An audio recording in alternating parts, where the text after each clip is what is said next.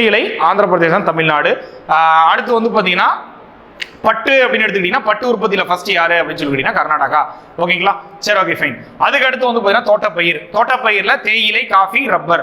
தோட்டப்பயிர் எடுத்துக்கிட்டீங்கன்னா தேயிலையில ஃபர்ஸ்ட் வந்து பாத்தீங்கன்னா அஸ்ஸாம் அதிகமா ப்ரொடியூஸ் பண்றாங்க. பூஹி அப்படின்னா சீனாவை பூர்வீகமா கொண்ட ரகம். அஸ்ஸாமிகா அப்படிங்கிறீங்கன்னா இந்தியாவை பூர்வீகமா கொண்ட ரகம். ஓகேங்களா, சீனா ஃபர்ஸ்ட், இந்தியா செகண்ட். அதே மாதிரி காஃபி அரேபிகா அப்படிங்கிறது தரமான காஃபி வகையை சார்ந்தது.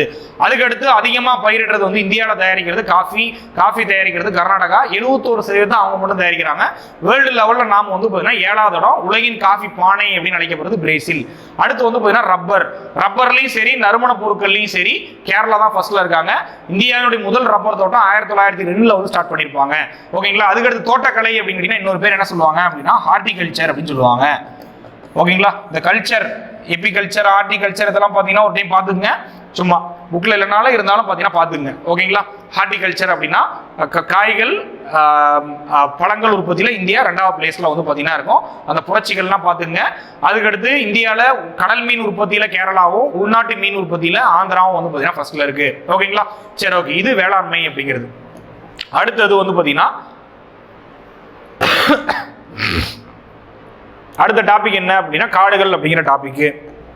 ஓகேங்களா, இந்தியாவில் டோட்டலாக வந்து எத்தனை வகையான காடுகள் இருக்கு அப்படின்னா டோட்டலாக 8 வகையான காடுகள் வந்து பார்த்தீங்கன்னா இருக்கு. இயற்கை தாவரங்கள் அப்படின்னு சொல்லுவோம். 1 வெப்பமண்டல பசுமை மாறா காடு.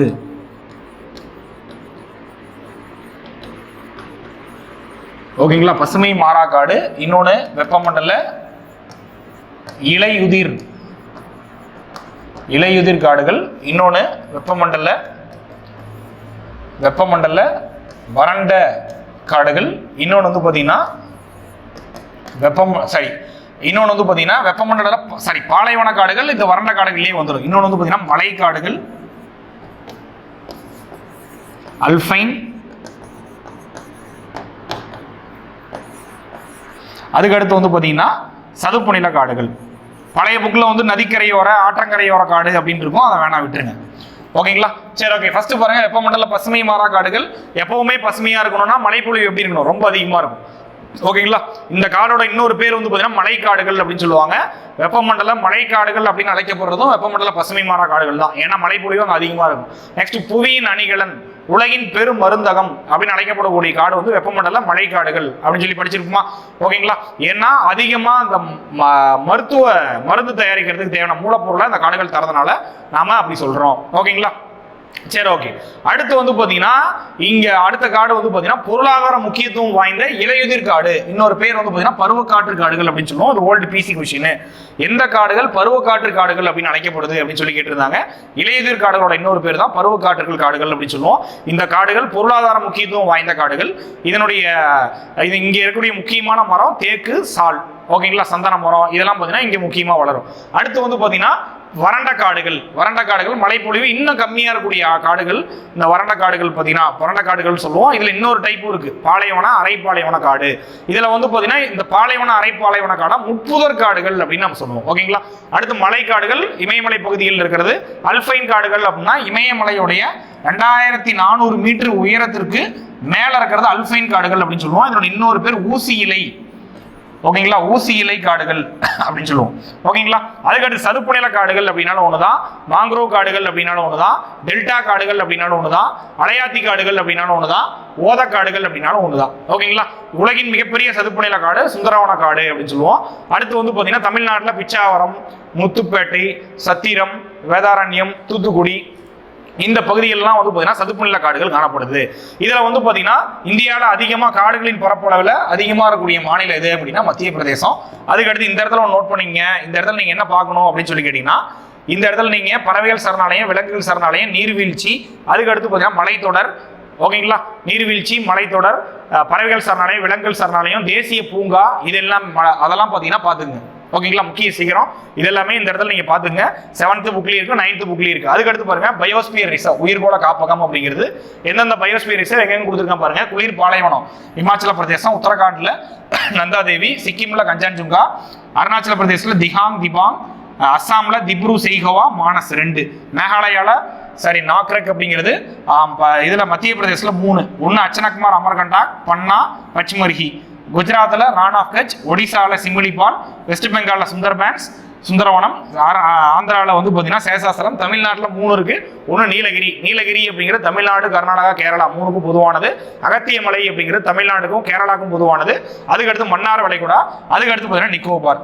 ஓகேங்களா, டோட்டலாக வந்து பார்த்தீங்கன்னா 18 உயிர்கோள காப்பகங்கள் இருக்கு. இதில் புத்தகத்தினுடைய தகவல் படி 11 உயிர்கோள காப்பகங்கள் யுனெஸ்கோவால் அங்கீகரிக்கப்பட்டது. ஆனா உண்மையா பாத்தீங்கன்னா 12 உயிர்கோள காப்பகம் யுனெஸ்கோவால் அங்கீகரிக்கப்பட்டது. இப்ப ரீசெண்டா பன்னாவை வந்து பாத்தீங்கன்னா அவங்க அறிவிச்சிருக்காங்க யுனெஸ்கோவால் அங்கீகரிக்கப்பட்டதா. ஓகேங்களா, சரி, ஓகே, ஃபைன்.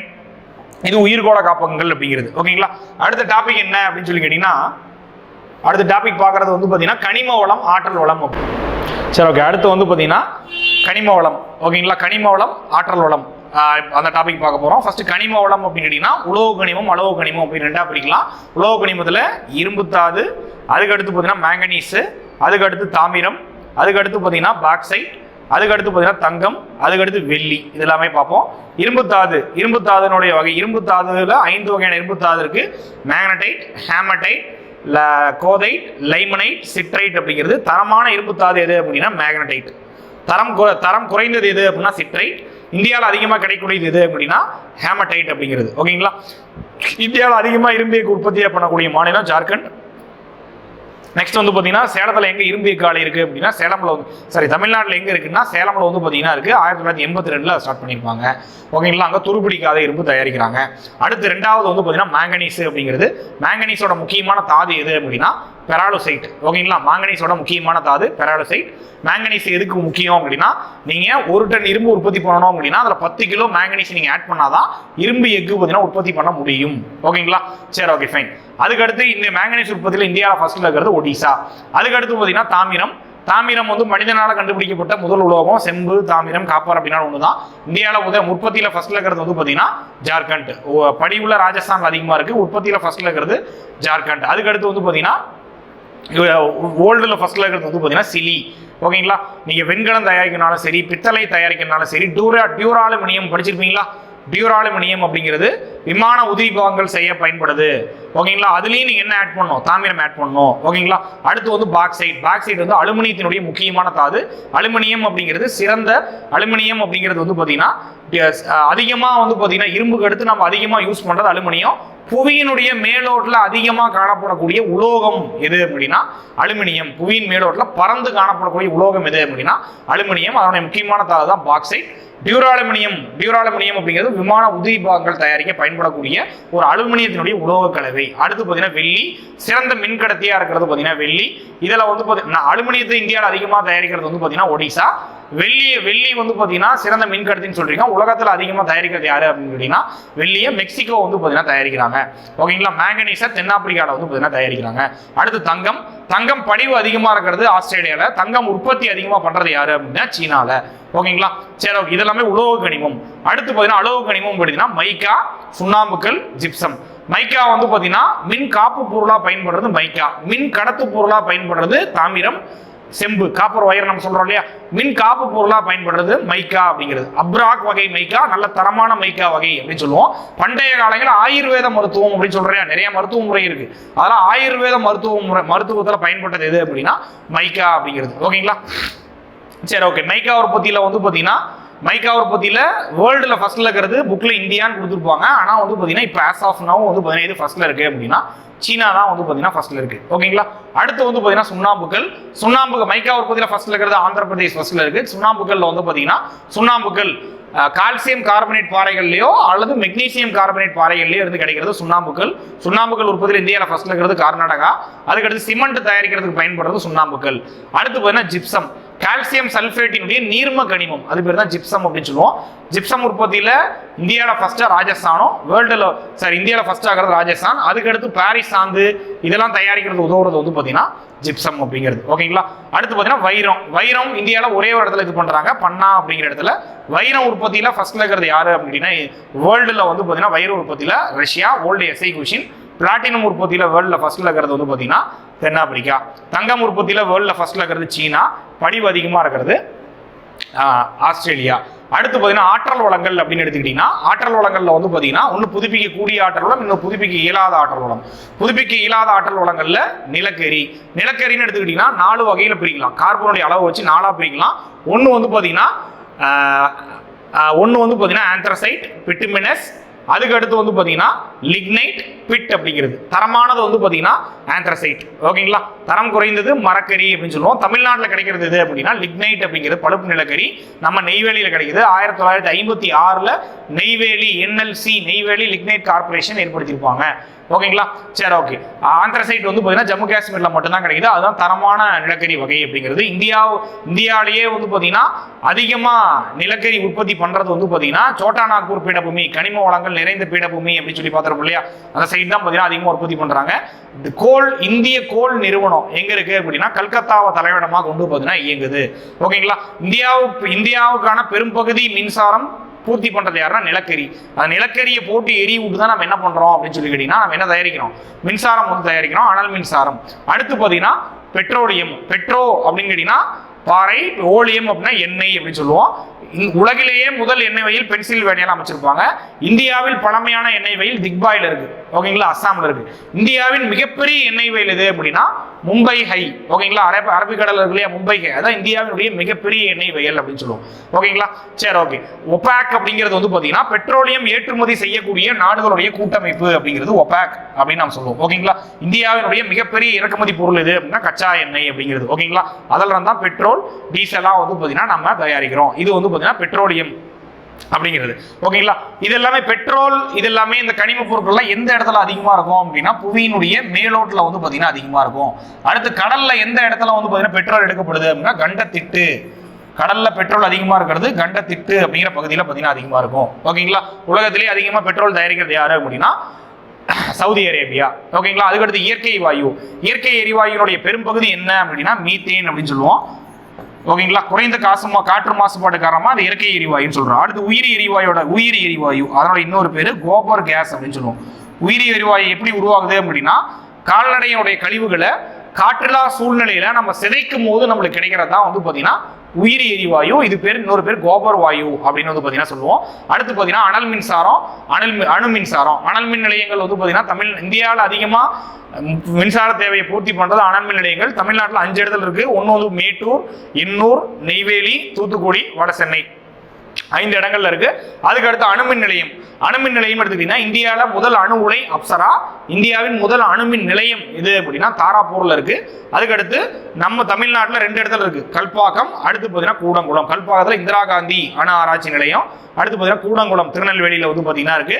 அதே மாதிரி கர்நாடகாவில் கைகா, அதே மாதிரி இதுல ராஜஸ்தான்ல ராவத்பட்டா, யூபியில நரோரா, குஜராத்ல காக்கரபாரா, இந்த இடங்கள்லாம் வந்து பாத்தீங்கன்னா அணுமின் நிலையங்கள் இருக்கு. இந்தியாவில் வந்து பாத்தீங்கன்னா டோட்டலா 7 அணுமின் நிலையங்களும் 22 அணு உலைகளும் வந்து பாத்தீங்கன்னா இருக்கு. அதுக்கடுத்து வந்து பாத்தீங்கன்னா அணு உலை விபத்துன்னு எடுத்துக்கிட்டீங்கன்னா உங்களுக்கு தேவையான ஒரே ஒரு அணு உலை விபத்து 1986 செர்னோபில் அணு உலை விபத்து நடந்த ஆண்டு வந்து பாத்தீங்கன்னா 1986. அதுக்கடுத்து இது கூட தெரிஞ்சுங்க 2011 ஃபுகுஷிமால நடந்திருக்கும் அணு உலை விபத்து. ஓகேங்களா, இதுதான் ஆற்றல் வளம் அப்படிங்கிறது. புதுப்பிக்கக்கூடிய ஆற்றல் வளத்துல பாத்தீங்கன்னா சூரிய ஆற்றல், அதுக்கடுத்து பாத்தீங்கன்னா காற்று ஆற்றல், அதுக்கடுத்து பாத்தீங்கன்னா நீர்மின் ஆற்றல், அதுக்கடுத்து அலைசக்தி அப்படின்னு சொல்லுவோம். சூரிய ஆற்றல் அப்படின்னு கேட்டீங்கன்னா இப்ப ரீசெண்டா முழுவதும் சூரிய ஆற்றலால் இயங்கக்கூடிய ஒரு விமான நிலையம் எது அப்படின்னு கேட்டீங்கன்னா கொச்சின் விமான நிலையம். சூரிய ஆற்றல் அப்படின்னா சூரிய ஆற்றலை மின்னாற்றலா மாத்துறது. போட்டோ வால்டாயிக் செல்லை யூஸ் பண்ணி சிலிக்கானால ஆன அந்த போட்டோ வால்டாயிக் செல்லை யூஸ் பண்ணி சூரிய ஆற்றலை மின்னாற்றலா மாத்துறது. முழுவதும் சூரிய சக்தியால் இயங்கக்கூடிய விமான நிலையம் கொச்சின். இந்தியாவினுடைய முதல் கிராமம் எது அப்படின்னா மொதாரோ கிராமம் குஜராத்ல இருக்கு. முதல் நகரம் எது அப்படின்னா சாஞ்சி அப்படிங்கிற நகரம். ஓகேங்களா, அதுக்கடுத்து வந்து காற்றாற்றல்ல இந்தியாவிலேயே ஃபர்ஸ்ட்ல இருக்கிறது தமிழ்நாடு தான். அதுக்கடுத்து தேசிய காற்றாற்றல் நிறுவனம் இருக்கிறது சென்னையில, தேசிய சூரிய மின்னாற்றல் நிறுவனம் டெல்லியில, தேசிய காற்றாற்றல் நிறுவனம் இருக்கிறது சென்னையில.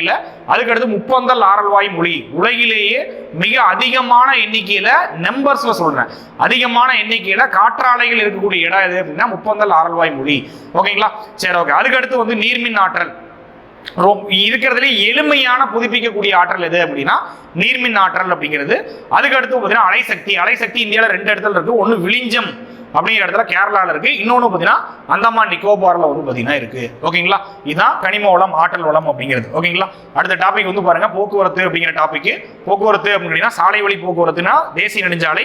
இந்தியாவிலேயே நீளமான தேசிய நெடுஞ்சாலை எது அப்படின்னா ஸ்ரீநகர்ல இருந்து கன்னியாகுமரி வழியா வருது இல்லையா, இந்த NH-44 இதுதான் நீளமான தேசிய நெடுஞ்சாலை அப்படிங்கிறது, இந்தியாவிலேயே நீளமான தேசிய நெடுஞ்சாலை. அதுக்கு அடுத்து வந்து பார்த்தீங்கன்னா இது வடக்குல இருந்து தெற்கு நோக்கி போகும். அடுத்து வந்து பார்த்தீங்கன்னா ஒரு சாலை வந்து கிழக்குல இருந்து மேற்கு நோக்கி போகும். ஓகேங்களா, அதான் NH-27 அப்படிங்கிறது. ஓகேங்களா, NH-27 இந்த 2 சாலையும் மீட் ஆகக்கூடிய இடம் எது அப்படின்னா ஜான்சி. ஓகேங்களா, வடக்குல இருந்து தெற்கு நோக்கி போற 44ம் கிழக்குல இருந்து மேற்கு நோக்கி போற 27ம் மீட் ஆகக்கூடிய இடம் ஜான்சி அப்படிங்கிறது. அடுத்து தங்க நாற்கரை சாலை திட்டம். 1999 போட்டிருப்பாங்க டெல்லி. அதுக்கு அடுத்து பார்த்தீங்கன்னா கல்கத்தா, அதுக்கு அடுத்து பார்த்தீங்கன்னா சென்னை, மும்பை.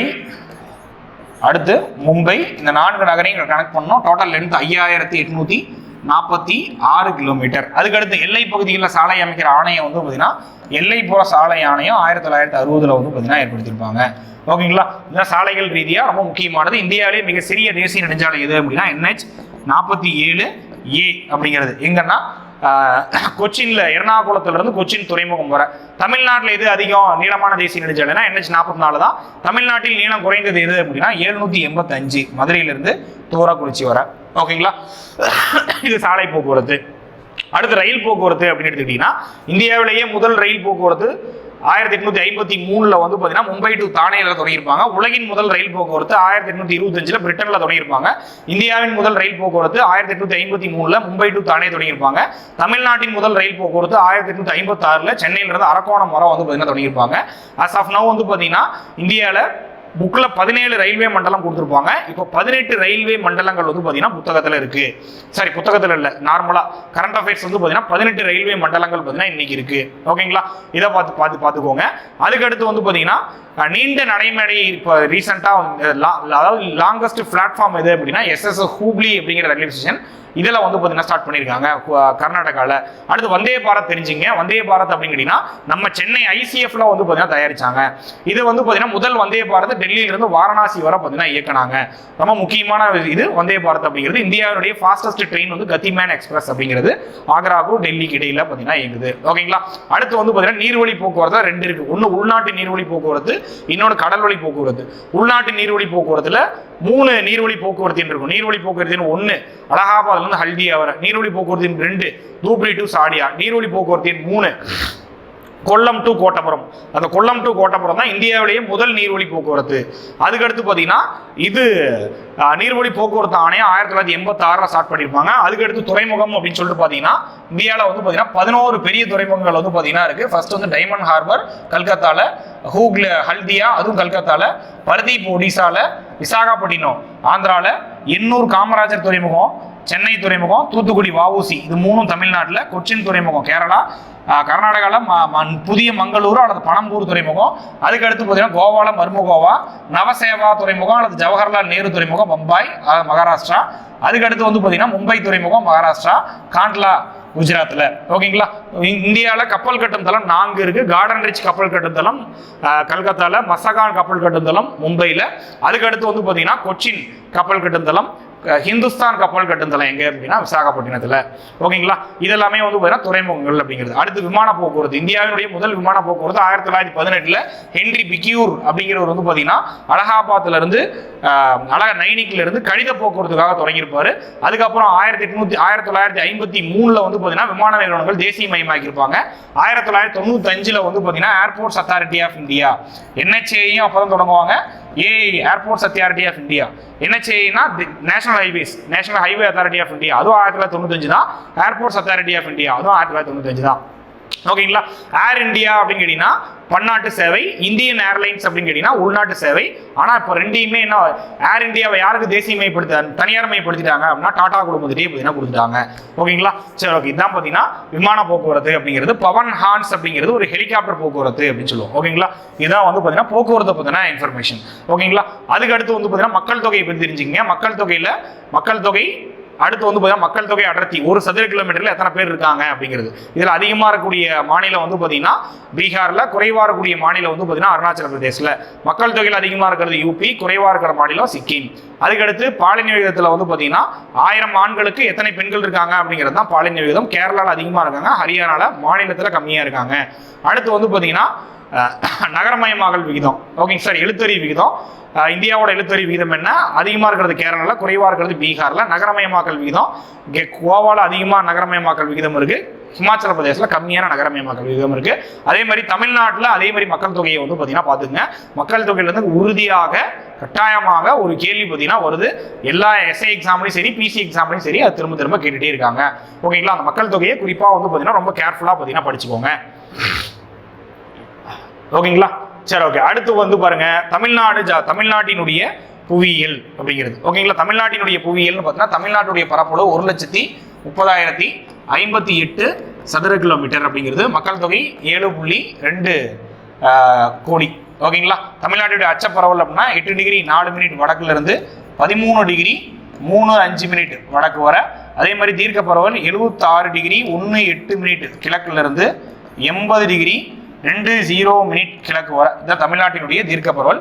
தமிழ்நாட்டினுடைய கிழக்கு முனை கோடியக்கரை, தமிழ்நாட்டினுடைய மேற்கு முனை ஆனைமலை, வடக்கு முனை பழவேற்காடு, தெற்கு முனை குமரி முனை அப்படிங்கிறது. தமிழ்நாட்டினுடைய கடல் எல்லை 906.9. ஃபர்ஸ்ட் குஜராத், அதுக்கடுத்து ஆந்திர பிரதேசம், அதுக்கடுத்து தமிழ்நாடு. ஓகேங்களா, தமிழ்நாட்டினுடைய கடல் எல்லை அப்படிங்கிறது. அதுக்கடுத்து தமிழ்நாட்டில் வந்து பார்த்தீங்கன்னா எத்தனை மாவட்டங்கள்? 38 மாவட்டம் இருக்கு, 21 மாநகராட்சி இருக்கு, 39 மக்களவை தொகுதிகளும் 18 மாநிலங்களவை தொகுதிகளும் 234 சட்டமன்ற தொகுதியிலும் இருக்கு. தமிழ்நாட்டில் மெட்ராஸ் மாநிலத்திலிருந்து வந்து பார்த்தீங்கன்னா 7வது சட்ட திருத்தம் 1956 படி கர்நாடகா, கேரளாலாம் வந்து பார்த்தீங்கன்னா பிரிச்சிருப்பாங்க. 1956 தமிழ்நாடுன்னு பெயர் மாற்றம் பண்ணணும் அப்படின்னு உண்ணாவிரதம் இருந்து உயிரிழந்தவர் யாரு அப்படின்னா சங்கரலிங்கனார் அப்படிங்கிறவர். ஓகேங்களா, சங்கரலிங்கனார், சும்மா பேர் மட்டும் தெரிஞ்சுங்க. அதுக்கடுத்து 1969 மெட்ராஸ் மாநிலம் அப்படிங்கிறது சென்னையா பார்த்தீங்கன்னா மாத்திருப்பாங்க. ஓகேங்களா, சரி, மெட்ராஸ் மாநிலம் அப்படிங்கிறது தமிழ்நாடு அப்படின்னு சொல்லிட்டு மாத்திருப்பாங்க. சாரி, சென்னை கிடையாது, தமிழ்நாடுன்னு மாத்திருப்பாங்க. 1996 மெட்ராஸ் அப்படிங்கிற நகரத்தை சென்னை அப்படின்னு சொல்லி மாத்திருப்பாங்க. ஒன்றும் இல்லை, இந்த 2 லெட்டரையும் மாற்றி போட்டுனா முடிச்சு. இதான் பார்த்தீங்கன்னா தமிழ்நாடுடைய பொலிட்டிக்கல் டிவிஷன் அப்படிங்கிறது. ஓகேங்களா, பரப்பளவின் அடிப்படையில் இந்தியாவில் தமிழ்நாடு 10வது பெரிய மாநிலம். புக்கில் 11 இருக்கும், ஆனால் 10வது பெரிய மாநிலம் தான். ஓகேங்களா, அதனால தமிழ்நாட்டினுடைய இயற்கை பிரிவுகள் அப்படின்னு எடுத்துக்கிட்டீங்கன்னா தமிழ்நாட்டில் மலைகள், இது மேற்கு தொடர்ச்சி மலை, இது வந்து பார்த்தீங்கன்னா கிழக்கு தொடர்ச்சி மலை. ஓகேங்களா, அடுத்து வந்து பார்த்தீங்கன்னா பீடபூமி, அதுக்கடுத்து சமவெளி. மேற்கு தொடர்ச்சி மலையில் ஃபர்ஸ்ட் வந்து பார்த்தீங்கன்னா நீலகிரி மலை, அடுத்து பார்த்தீங்கன்னா ஆனைமலை, அதுக்கடுத்து வந்து பார்த்தீங்கன்னா பழனி மலை, அதுக்கடுத்து ஏலக்காய் மலை அல்லது ஏலமலை, ஆண்டிப்பட்டி வருச நாட்டு குன்றுகள், அதுக்கடுத்து பார்த்தீங்கன்னா அகத்திய மலை, அதுக்கடுத்து மகேந்திரகிரி. ஓகேங்களா, நீலகிரி வரையாடு அங்கே இருக்கு. அதுக்கடுத்து வந்து பார்த்தீங்கன்னா குறிஞ்சி மலர் பூக்கிறது வந்து பார்த்தீங்கன்னா நீலகிரியில தான். கிழக்கு தொடர்ச்சி மலையும் மேற்கு தொடர்ச்சி மலை இணையக்கூடிய மலை வந்து பார்த்தீங்கன்னா நீலகிரி. தமிழ்நாட்டின் உயரமான சிகரம் தொட்டப்பட்ட அங்கதான் இருக்கு. தமிழ்நாட்டின் 2வது உயரமான சிகரம் முக்குருத்தி, அதுவும் பார்த்தீங்கன்னா அங்கதான் இருக்கு. முதுமலை வனவிலங்கு சரணாலயம் அங்கதான் இருக்கு. அதுக்கடுத்து ஆனைமலை எடுத்துக்கிட்டீங்கன்னா திருமூர்த்தி அணை, ஆழியாறு டேம் வந்து பார்த்தீங்கன்னா அங்கே இருக்கு. அடுத்து வந்து பார்த்தீங்கன்னா பழனிமலையின் உயரமான சிகரம் வந்தாராவ் அப்படிங்கிறது. ஓகேங்களா, அடுத்து வந்து பார்த்தீங்கன்னா வேம்படி சோலை, இதுவுமே பார்த்தீங்கன்னா எங்க இருக்குன்னா பழனிமலையில இருக்கு. அதுக்கடுத்து ஏலக்காய் மலை அல்லது இன்னொரு பேர் ஏலமலை அப்படின்னு சொல்லுவாங்க. அதுக்கடுத்து வந்து பார்த்தீங்கன்னா என்ன மலை அப்படின்னு சொல்லி கேட்டீங்கன்னா ஆண்டிப்பட்டி வருச நாட்டு குன்றுகள், வைகை நதி உற்பத்தி ஆகக்கூடிய இடம். ஓகேங்களா, அடுத்து வந்து பார்த்தீங்கன்னா அந்த ஸ்ரீவில்லிபுத்தூர் மலை அருவி சரணாலயம், மேகமலை புலிகள் சரணாலயம், இதெல்லாமே இங்கே தான் இருக்கு. அதுக்கடுத்து பார்த்தீங்கன்னா ஆறாவது வந்து பார்த்தீங்கன்னா அகத்திய மலை அல்லது இன்னொரு பேர் பொதிகை மலை அல்லது இன்னொரு பேர் தெற்கு கைலாயம் அல்லது இன்னொரு பேர் சிவஜோதி பர்வத் அப்படிங்கிறது. ஓகேங்களா, தாமிரபரணி ஆறு வந்து பார்த்தீங்கன்னா அங்கதான் உற்பத்தி ஆகுது. ஓகேங்களா, அதுக்கு நெக்ஸ்ட் வந்து பார்த்தீங்கன்னா இந்த நீலகிரி மேற்கு தொடர்ச்சி மலையிலேயே உயிர் பன்மைத்துவம் மிக்க மலைத்தொடர் எது அப்படின்னா பயோடைவர்சிட்டி அதிகமாக இருக்கிறது வந்து பார்த்தீங்கன்னா இந்த இதில் தான். ஓகேங்களா, இந்த அகத்திய மலையில தான். அதுக்கடுத்து மகேந்திரகிரி மேற்கு தொடர்ச்சி மலையினுடைய தென்பகுதி அப்படின்னு அழைக்கப்படுறது. இஸ்ரோவினுடைய அந்த கிரையோஜெனிக் இன்ஜின் தயாரிக்கூடிய இடம் மகேந்திரகிரி இருக்கு. அடுத்து கிழக்கு தொடர்ச்சி மலை தொடர்ச்சியற்றது. ஃபர்ஸ்ட் ஜவ்வாது மலையோட உயரமான சிகரம் மேல்பட்டு நீல நிற சாம்பல் கிரைனைட் பாறைகளால் ஆனது இந்த ஜவ்வாது மலை. அடுத்து பார்த்தீங்கன்னா சேர்வராயன் மலை, ஏழைகளின் ஊட்டி அப்படின்னு சொல்லுவாங்க. தமிழ்நாட்டில் இருக்கக்கூடிய கிழக்கு தொடர்ச்சி மலையினுடைய உயரமான சிகரம் சோலை கரடு அப்படிங்கிறது 1620 கிலோமீட்டர். ஓகேங்களா. அதுக்கு அடுத்து வந்து பாத்தீங்கன்னா பச்சை மலை திருச்சி பெரம்பலூர்ல இருக்கு, கல்வராயன் மலை கள்ளக்குறிச்சியில வந்து பாத்தீங்கன்னா இருக்கு. ஓகேங்களா. அதுக்கடுத்து தமிழ்நாட்டுல 3 பீடபூமி, ஒன்னு பாரமகால் பீடபூமி தருமபுரி கிருஷ்ணகிரியில, அதுக்கடுத்து கோயம்புத்தூர் பீடபூமி சேலம் ஈரோடு கோயம்புத்தூர்ல கோயம்புத்தூர் பீடபூமி, அதுக்கடுத்து மதுரை பீடபூமி. ஓகேங்களா. மலை இடை பீடபூமி எங்க இருக்கு அப்படின்னா நீலகிரி மாவட்டத்துல மலை இடை பீடபூமிகள் காணப்படுது. இதுல முக்கியமான பீடபூமி வந்து பாத்தீங்கன்னா சிகூர் அப்படிங்கிற பீடபூமி. ஓகேங்களா. சரி, ஓகே. இது பீடபூமிகள். சமவெளிகள் அப்படிங்கிறது உள்நாட்டு சமவெளி கடற்கரை சமவெளி ரெண்டு இருக்கு. உள்நாட்டு சமவெளிகள் வந்து ஆறுகளால் உருவாக்கப்படும். கடற்கரை சமவெளிகள் வந்து பாத்தீங்கன்னா சோழமண்டல கடற்கரை அப்படின்னு சொல்லுவோம். இதுல வந்து ராமநாதபுரம் தூத்துக்குடி மாவட்டத்தில் தேரி காடுகள் வந்து பாத்தீங்கன்னா காணப்படுது. தேரி காடுகள் காணப்படுது. மன்னார் வளைகுடா இந்த பகுதியில் வந்து பாத்தீங்கன்னா பவளப்பாறைகள் அதிகமாக காணப்படுது. ஓகேங்களா. பவள பாறைகள் அதிகமாக காணப்படுது. இந்தியாவின் முதல் கடல் பசு சரணாலயம், ஓகேங்களா, கடல் பசு சரணாலயம் எங்க இருக்கு அப்படின்னா மன்னார் வளைகுடாலய அல்லது வந்து பாத்தீங்கன்னா பாக் நீர் சந்தியில அமைய போகுது. ஓகேங்களா. இதுதான் வந்து பாத்தீங்கன்னா தமிழ்நாட்டினுடைய இயற்கை பிரிவுகள் அப்படிங்கிறது. தமிழ்நாட்டினுடைய ஆறுகள் அப்படின்னு சொல்லி பாத்தீங்கன்னா ஃபர்ஸ்ட் வந்து பாத்தீங்கன்னா பாலாறு மொத்த நீளம் எங்க உற்பத்தி ஆகுது கர்நாடகாவில் தலகவரால உற்பத்தி ஆகுது. மொத்த நீளம் 348. இந்த தமிழ்நாட்டில் 222 பொன்னி கவுண்டியா செய்யாறு மலட்டாறு கிளியாறு இதெல்லாமே வந்து பாத்தீங்கன்னா அதனுடைய துணையாறுகள். ஓகேங்களா. அதுக்கடுத்து வந்து பாத்தீங்கன்னா தென்பெண்ணை 247 கிலோமீட்டர் வந்து பாத்தீங்கன்னா பாயுது. சின்னாறு மார்கண்டா நதி இதெல்லாமே வந்து இது போன்ற ஆறுகள் எல்லாமே வந்து பாத்தீங்கன்னா அதனுடைய துணையாறுகள் அப்படின்னு சொல்லுவோம். இதுல வந்து பாத்தீங்கன்னா சாத்தனூர் கேஆர்பி அணை தென்பெண்ணை ஆற்றின் குறுக்கால கட்டிருக்காங்க. திருக்கோவிலூர்ல 2ஆ பிரியுது, ஒன்னு கெடிலம் இன்னொன்னு பாத்தீங்கன்னா பெண்ணையாறு. ஓகேங்களா. அடுத்து வந்து பாத்தீங்கன்னா காவிரி ஆல்ரெடி பார்த்துட்டோம். அடுத்து பாத்தீங்கன்னா வைகை ஆண்டிப்பட்டி வருசநாட்டு குன்றுகள் உற்பத்தி ஆகுது. மொத்தம் 258 கிலோமீட்டர். தேனி திண்டுக்கல் மதுரை சிவகங்கை ராமநாதபுரத்தில் இருக்கக்கூடிய குளங்களை நிரப்பிட்டு பாக் நீர் சந்தியில கடல்ல கலக்குது. என்டையரா தமிழ்நாட்டில் பாயக்கூடியது. அதுக்கு அடுத்து வந்து பாத்தீங்கன்னா அந்த மதுரை சிட்டி வந்து பாத்தீங்கன்னா கரையில தான் இருக்கு. அதுக்கடுத்து தாமிரபரணி தீபகற்ப ஆறுகளிலேயே ஒரே ஒரு வற்றாத ஆறு எது அப்படின்னா தாமிரபரணி தன்பொருணை அப்படின்னு அழைக்கப்படக்கூடிய நதி. அதாவது தமிழர் நாகரிகத்தின் தொட்டில் அப்படின்னு அழைக்கப்படக்கூடிய நாகரிகம் தாமிர நதிக்கரையில தாமிரபரணி நதிக்கரையில இருந்த பொருணை நாகரிகம் அப்படின்னு அழைக்கப்படுறது. எங்க உற்பத்தி ஆகுதுன்னா அகத்திய மலையில் உற்பத்தி ஆகுது. 120 கிலோமீட்டர். அதுக்கடுத்து இதனுடைய இது பார்த்தீங்கன்னா காரையாறு சேர்வலாறு சிற்றாறு ராமாநதி இது போன்ற ஆறுகள் எல்லாமே வந்து பார்த்தீங்கன்னா இதனுடைய துணையாறுகள் அப்படிங்கிறது. ஓகேங்களா. தாமிரபரணி தாமிரம் கூட்டல் வருணி அப்படின்னு சொல்லிட்டு வந்து பார்த்தீங்கன்னா பிரிப்பாங்க. அடுத்து வந்து தமிழ்நாட்டினுடைய மண் வகை அப்படின்னா தமிழ்நாட்டில் அதிகமாக இருக்கக்கூடியது செம்மண் தான். தமிழ்நாட்டினுடைய காடுகள் அப்படிங்கிறது 5 வகையான காடுகள் இருக்கும். மோஸ்ட்லி அங்க பார்த்த காடுகளை தான் ஒரே ஒரு காடுகள் மட்டும் எக்ஸ்ட்ரா இருக்கும். சோலை காடுகள் அப்படின்னு சொல்லுவாங்க. தமிழ்நாட்டின் மிதவெப்ப மண்டல காடுகள் குறிப்பா நீலகிரி பழனி மலையினுடைய 1000 மீட்டர் உயரத்துல காணப்படக்கூடிய காடுகள் தான் வந்து பாத்தீங்கன்னா இந்த காடுகள் அப்படிங்கிறது சோலை காடுகள் அப்படிங்கிறது. ஓகேங்களா. இது மட்டும் கொஞ்சம் எக்ஸ்ட்ரா தெரிஞ்சுங்க. தமிழ்நாட்டின் காடுகள் அவ்வளவுதான். ஓகேங்களா. அதுக்கடுத்து தமிழ்நாட்டின் வேளாண் பருவம் சொர்ணவாரி, அடுத்து சம்பா, அடுத்து பார்த்தீங்கன்னா நவரை. சொர்ணவாரி அல்லது சித்திரை பட்டம், சம்பா அல்லது ஆடி பட்டம், நவரை அப்படின்னு சொல்லுவாங்க. ஓகேங்களா. என்னென்ன மந்த் அப்படின்னு சொல்லிட்டு ரெஃபர் பண்ணிங்க. அடுத்து வந்து பார்த்தீங்கன்னா தமிழ்நாட்டினுடைய காலநிலை அப்படிங்கிறது. தமிழ்நாடு வெப்பமண்டல பகுதியில் இருந்தாலும் தமிழ்நாட்டினுடைய கிழக்கு பகுதி கடலோர காலநிலையும் தமிழ்நாட்டினுடைய மேற்கு பகுதி மலைப்பாங்கான காலநிலையை அனுபவிக்குது. ஏன்னா கிழக்கு பகுதியில் கடல் இருக்கிறதுனால கிழக்கு பகுதியில் சமமான காலநிலையா இருக்கு. மேற்கு பகுதியில் வந்து பார்த்தீங்கன்னா என்னவா இருக்கு அப்படின்னா மழையா இருக்கிறதுனால உயரம் அதிகரிக்க வெப்பநிலை குறைஞ்சிருது. இது மலைப்பாங்கான காலநிலை. இங்க மத்தியில் இருக்கக்கூடிய மாவட்டங்கள் மட்டும்தான் வறண்ட காலநிலையை அனுபவிக்கிறாங்க. ஓகேங்களா. தமிழ்நாட்டினுடைய மழைப்பொழிவுல முக்கிய பங்கு வகிக்கிறது வடகிழக்கு பருவக்காற்று அப்படிங்கிறது. தமிழ்நாட்டில் அதிக மழைப்பொழிவு பெறது வந்து பார்த்தீங்கன்னா சின்னக்கல்லார் அப்படிங்கிற பகுதி. ஓகேங்களா. சரி, ஓகே. இதுதான் வந்து பார்த்தீங்கன்னா தமிழ்நாடு ஜியாகிரபி அப்படிங்கிறது. இந்தியாவின் புவியியல் தமிழ்நாட்டின் புவியியல் ரெண்டுமே வந்து பார்த்தீங்கன்னா பார்த்துருக்கோம். இதை தவிர நீங்கள் படிக்க வேண்டியது என்ன அப்படிங்கிற டாபிக் சொல்கிறேன் பாருங்க. பேரண்டம் சூரிய குடும்பம், புவியினுடைய இயக்கம், சுழலுதல் சுற்றுதல், அதுக்கடுத்து நிலக்கோளம் நீர்க்கோளம் வளிக்கோளம் கண்டங்கள் அப்படிங்கிற லெசன் வந்து பார்த்தீங்கன்னா நீங்கள் படிக்கணும். அதோட டைம் ரெஃபர் பண்ணிங்க. இந்த ரிவிஷன் அப்படிங்கிறது உங்களுக்கு கண்டிப்பாக வந்து பார்த்தீங்கன்னா ரொம்ப ஹெல்ப்ஃபுல்லாக இருந்திருக்கும் அப்படின்னு நினைக்கிறேன். Thank you so much. நல்லா எக்ஸாம் பண்ணுங்க. All the best. Thank you.